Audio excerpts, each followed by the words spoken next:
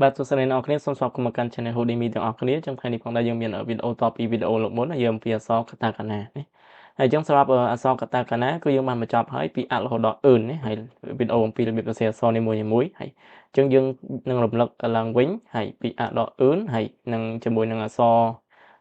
ដែលមានថែមតែនហើយនឹងមករឹកហើយនឹងរបៀបប្រកបសំឡេងវែងឬក៏សំឡេងខ្លីរបស់កាតាកាណាណាហើយអញ្ចឹងឥឡូវយើងមើលតារាងអក្សរកាតាកាណាទាំងអស់ហើយអញ្ចឹងតារាងទី1នេះគឺជាហើយពីអដល់អឺនណាហើយគេហៅថាតារាងគោលណាហើយតបមកមានអក្សរដែលមានភ្ជាប់ជាមួយនឹងតែនហើយនឹងមករឹកហើយតមកទៀតតារាងអក្សរជួរអក្សរគិតែបូកជាមួយនឹងយៈទូចយឺទូចនិងយកទូចណាហើយ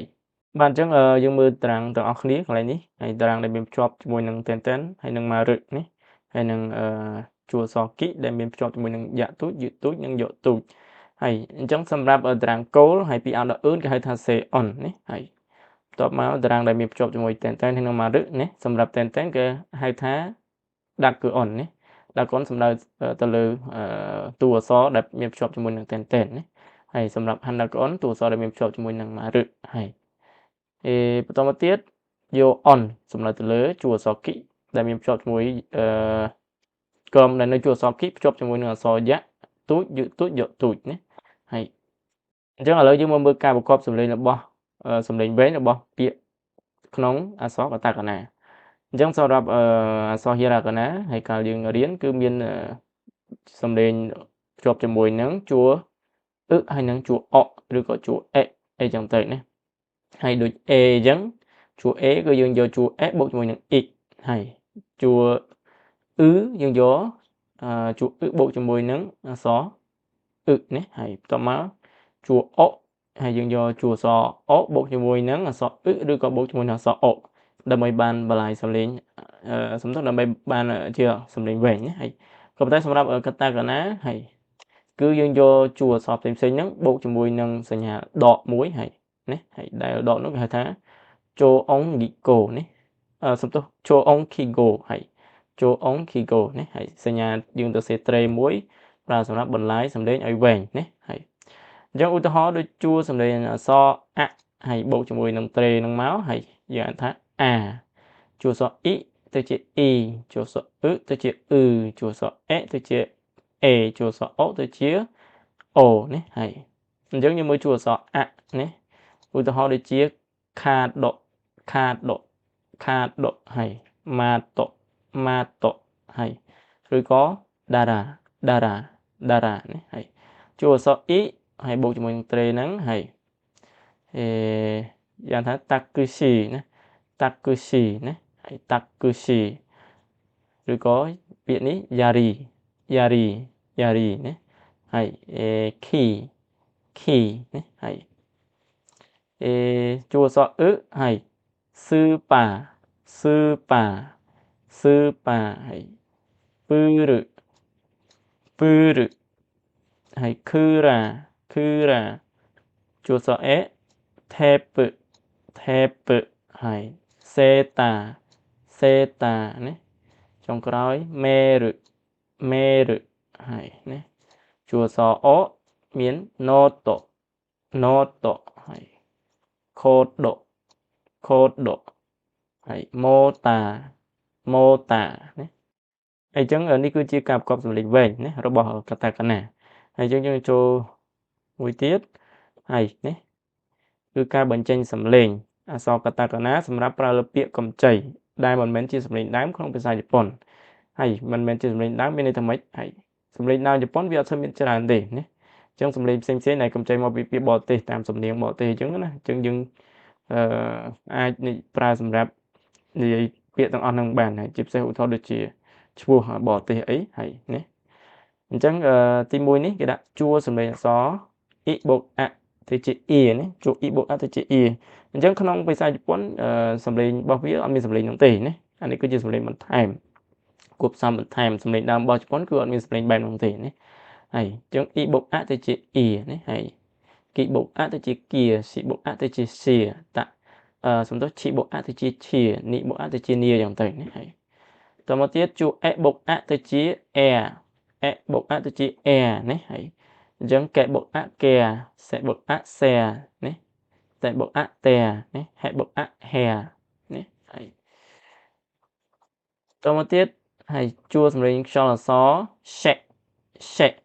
ហើយអញ្ចឹងក្នុងភាសាជប៉ុនមានតែ shi ណាអត់មាន shake ទេហើយមានតែ sha ឈុហើយមាន shi តែអត់មាន shake ទេអញ្ចឹងគេបន្ថែមមកណាដើម្បីឲ្យអាចទៅសេពាក្យដែលកម្ចីពីបរទេសបានណាហើយអញ្ចឹងយើងយក shi បូកជាមួយនឹង ទូចទៅជា shake ហើយមួយទៀត check ហើយយើងយក chi បូកជាមួយនឹង ទូចយើងអានថា check ឬក៏ check ក៏បានដែរណាហើយ check ហើយ check ឬក៏ check ហើយពេលមួយនេះសឹបូកជាមួយនឹង យើងអានថា set ហើយណាយើងមានតែសំឡេងណាមានតែសឹណាហើយអត់មាន set ទេណាហើយមួយទៀតតិបូកជាមួយ ទូចយើងអានថាតិហើយអញ្ចឹងឧទាហរណ៍ណាគេឈ្មោះទីអីចឹងយើងសេតិនឹងមកហើយបូកជាមួយត្រេមួយមកទៅជាទីហើយណាហើយទីណាហើយមួយទៀតទឹកហើយយើងយកអក្សរទឹកបូកជាមួយនឹងទូចសំទោសយើងយកអក្សរតបូកជាមួយទូចហើយយើងថាទឹកណាហើយតមកទៀតធ្វើបូកជាមួយនឹងទូចយើងថាហ្វាក់ហើយមួយទៀត fi ធ្វើបូកជាមួយនឹងទូច fi ណាហើយធ្វើបូកជាមួយនឹងដូចជា fe ហើយណាហើយចុងក្រោយធ្វើបូកជាមួយនឹងអទូចទៅជា fo ហើយអញ្ចឹងសំឡេងដើមភាសាជប៉ុនមានតែត្រឹម fi ទេអត់មាន fa fi ហើយនឹង fe fo ទេអញ្ចឹងអានេះយើងបន្ថែមដើម្បីបាន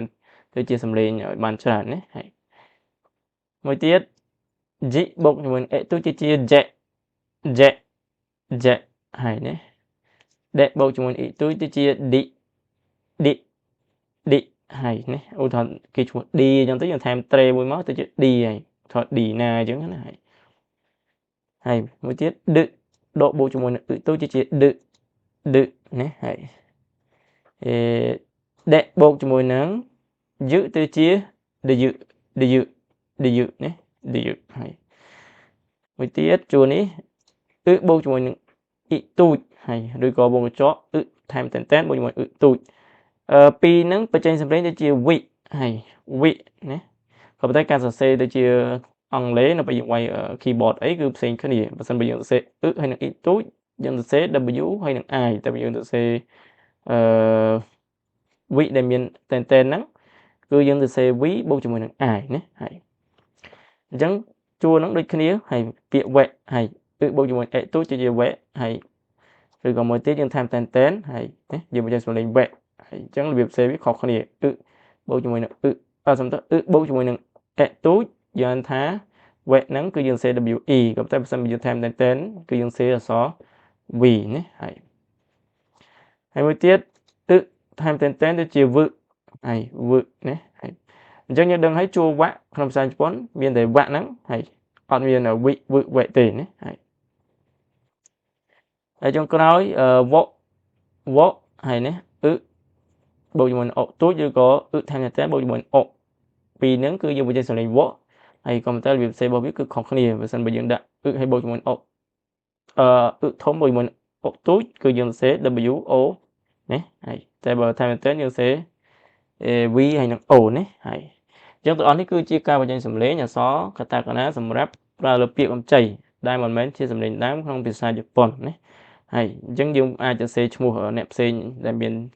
សំនៀងដែលផ្ដើមចេញពីពាក្យទាំងអស់ហ្នឹងបានណាហើយ